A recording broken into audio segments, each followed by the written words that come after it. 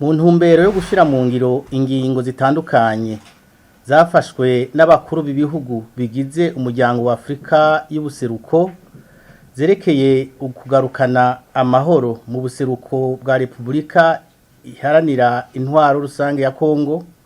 Uburundi bwararungitse abasirikare bangana n'ibatayo zitatu, zibiri muri Kivu y'Epfo kwigenekerezo rya 15 Myandagaro 2023 hamwe n'iyindi yarungitswe muri Kivu ya ruguru kuva kwigenekerezo rya 5 kugeza ku rya 16 Ntwarante 2023. Aha rero ngira twosigura gatoyi gituma twavuze kuva kwigenekerezo rya 5 gushika ku 16 nuko batagiriye rimwe. Hariho abagiye baciye mu Rwanda bagenda n'imodoka, hari n'abagiye bafashe indege batwawe n'indege. Ivyo rero byafashe iyo minsi mwumvise kugira ngo bishobore gukogwa neza.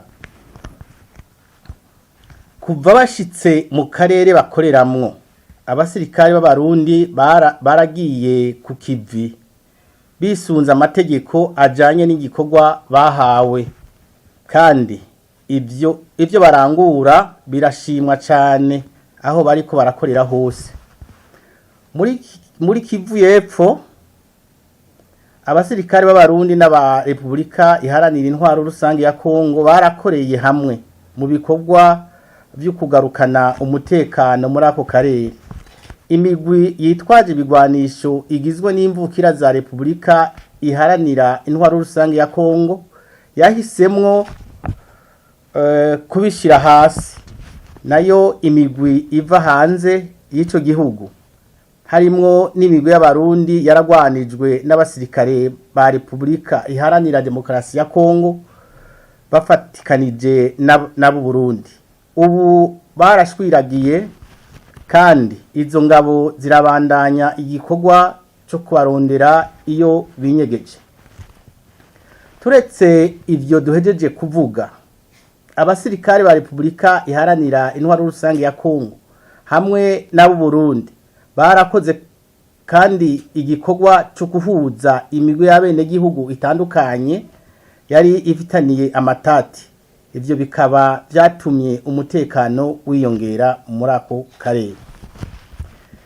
Ingabo z'u Burundi zarungitswe muri Kivu ya ruguru zirabandanya kurangura neza ibikorwa zagiye gukora zisunze amategeko azigenga.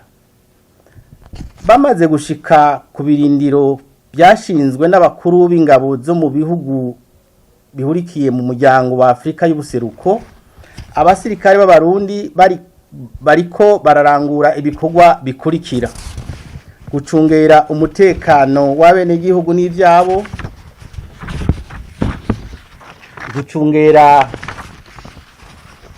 amabarabara makuru kugira ngo uruja n'uruza kw'abanyagihugu n'ivyabo rugende neza, gucungera amashirahamwe y'igihugu na mpuzamakungu kugira ngo imfashanyo zishikire abene gihugu.